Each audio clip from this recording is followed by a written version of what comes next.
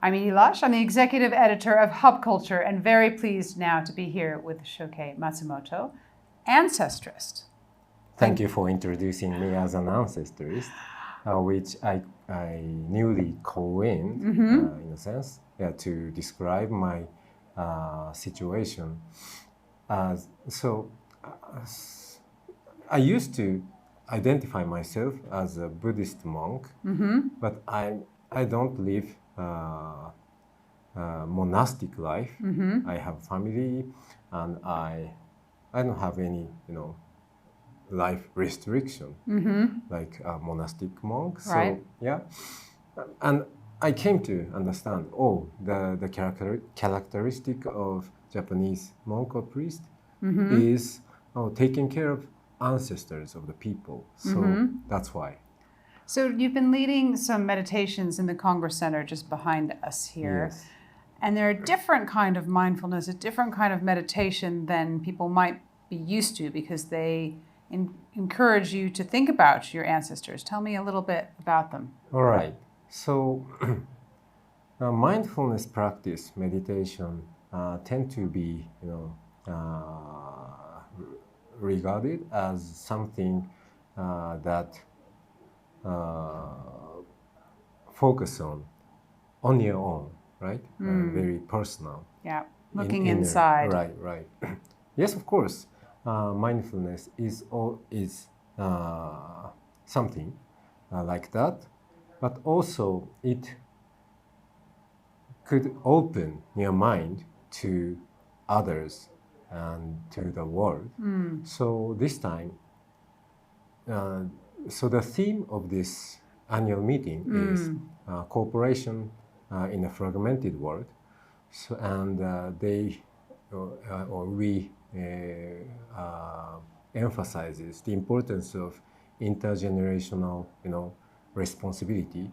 So, all right. So I try to make my the structure of my meditation more open to others, and this time I try to invite ancestors to this, meeting as an important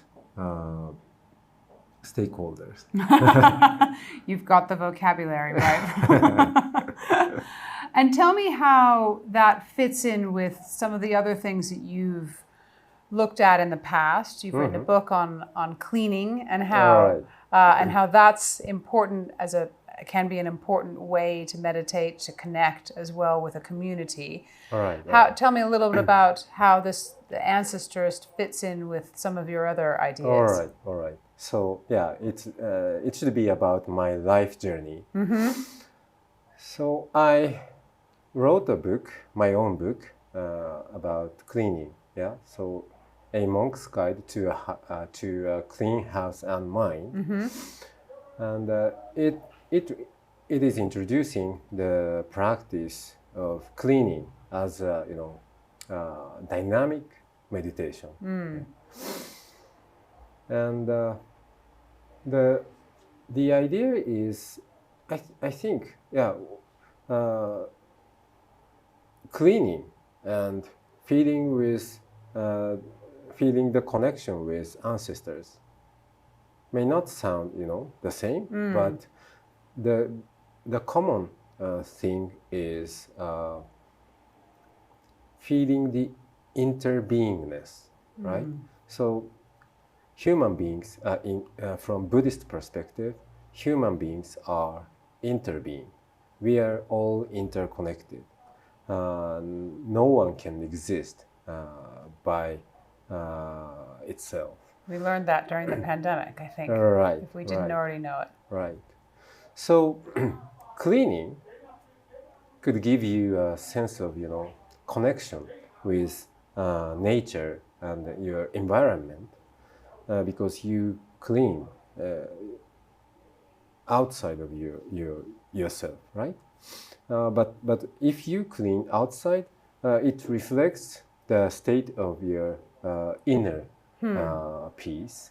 So yeah, it's interbeing. And then I bring the different kind of interbeingness. That is the feeling, the connection with ancestors. Interesting.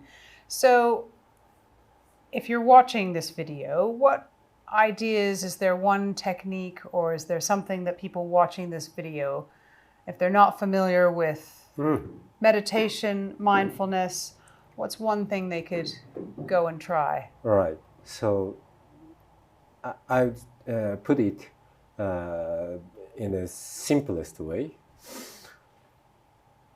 Let's contemplate around this question, how can we become better ancestors?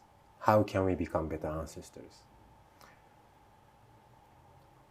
Ancestors itself are the people in the past, right? But also, at the end of our life, we ourselves will become ancestors for the future generation. So this question, I believe, is very inspiring for leaders to cultivate their, long-term thinking. I love that. Thank you very much for stopping by the Hub Culture Studio here in Davos, and I'm Edie Lush.